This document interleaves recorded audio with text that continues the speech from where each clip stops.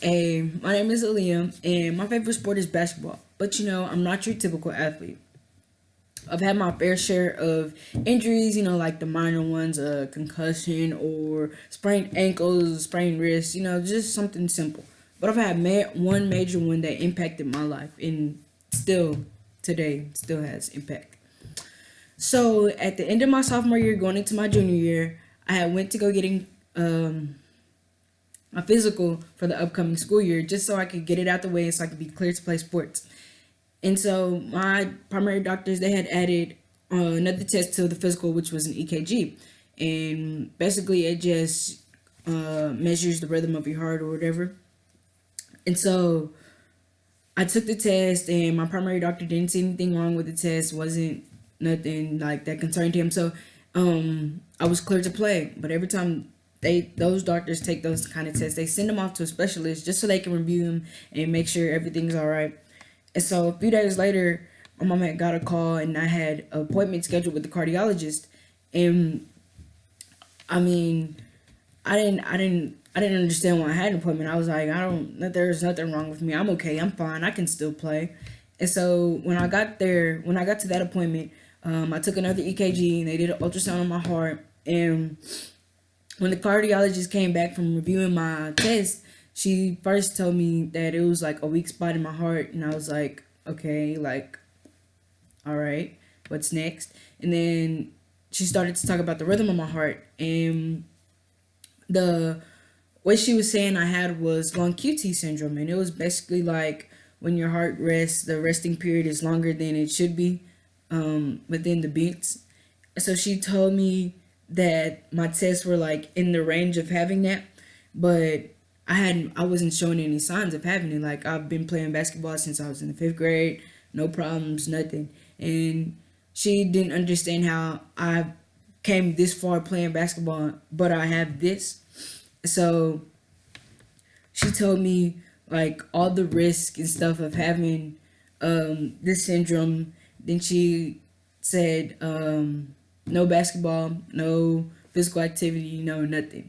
And right then and there after that, that's when I just like shut down. Like, basketball was everything to me, and then here it is being taken away from me, like that. It just like crushed me. And it was like nothing I could do, nothing my parents could do. I didn't know who to turn to. I didn't know what to do. And then that's when I realized that God is God was the only one I needed at that time. When I finally turned to him and I put all my faith in him, I put all my trust in him, and that's when like things began to turn around. And it was like God had to take away something that meant everything to me for him to show me that he is my everything and not basketball. And like, basketball shouldn't be above him or before him. And so I had I missed the whole summer of basketball. I had went through a whole bunch of tests and everything, just like trying to prove to the doctors that I could play and that my heart was strong enough for me to play. And then basically the doctors, they had finally cleared me, and they said that I was basically playing at my own risk. But I know that it's God. I mean, and he's my God, and I'm not playing at my risk. I'm playing with him. I'm playing for him. And so during that whole time period, it was hard for me. Like, there were so many moments where I just wanted to give up and was like, forget it. I won't ever be able to do this again. And it was just like, it was a real eye opener for me. And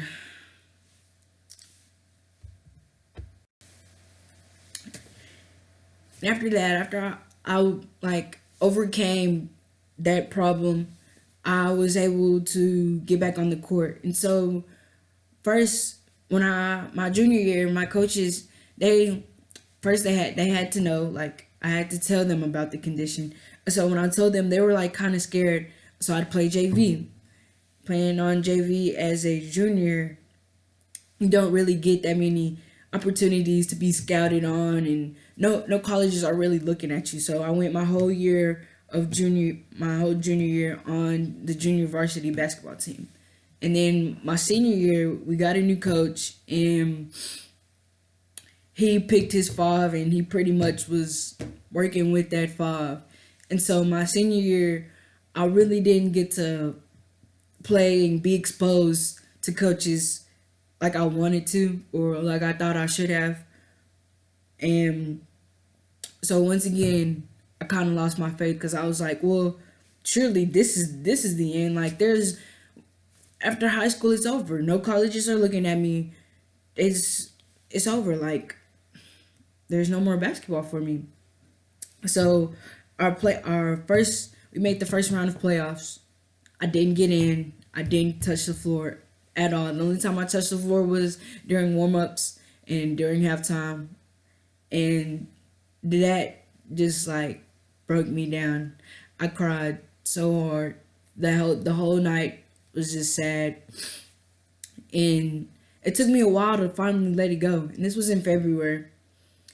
March, I finally got over it, and I was like, you know what?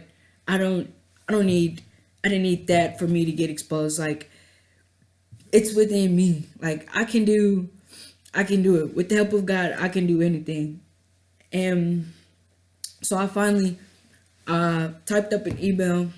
I got the little bit of film I had, and I started sending it to coaches everywhere, all over Texas. And I began to get emails back, but it wasn't. It was like far schools. Like it was a school. It was a California school, a school in New York. It was all these far schools offering me stuff, but I mean, realistically, I wouldn't have been able to go there. And so I got 3 emails back from 3 coaches. One was Dallas Christian, one was Oklahoma Wesleyan, and the last one was SAGU. And all 3 of the coaches emailed me back and offered me a tryout to come tour the school and come sit down and have a conversation with them. First on the list was SAGU. And so I went, and I was so scared.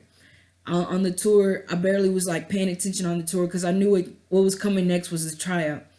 So I was scared, I was nervous, and after the tour, we went to the court, and she was like, "You can go change into your clothes, and you can go put on your shoes." So the whole time I was tying up my shoes, my fingers were shaking. I was like, "God help me, God help me." And the thing that like kind of like sealed the deal with Segu is when I went to the practice. The my teammates now, they were so encouraging. They welcomed me with open arms, and the coaches, they just loved me. And when we before we even started practice, we gathered in a circle and we prayed, and it was like coach knew exactly what I was dealing with because what she talked about during the prayer, I was like, yeah, that's me. That was for me. So the tryout went good. It didn't even feel like a tryout. It was just like I was just there practicing with them, like I was already a part of the team. And so afterwards, Coach Phillips and Coach Taylor, they're like, "Can we have a word with you?"